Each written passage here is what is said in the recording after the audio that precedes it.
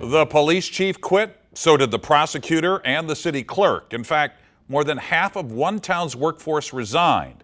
Tonight, City Hall is locked up and the town's finances appear to be in deep trouble. We sent our Chris Davis to find out what in the world is going on in Leadington, Missouri.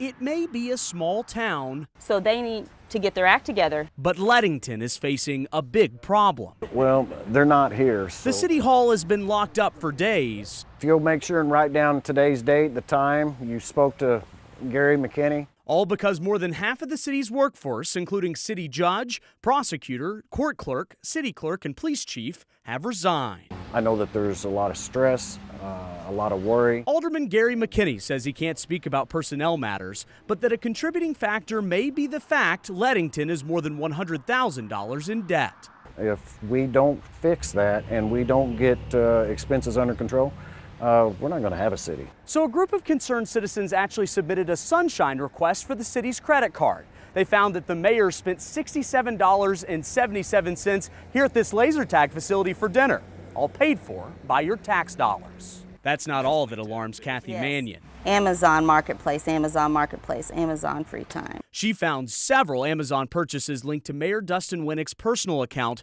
plus an expensive meal at a Jefferson City Red Lobster that cost taxpayers $125.84. Mayor Winnick told the Board of Aldermen that he used city funds to take two other local mayors to dinner, a claim one mayor says on video is a lie. And I've never had dinner with the mayor of Leadington. And the other sent a notarized letter confirming he also never binged Cheddar Bay biscuits with the mayor.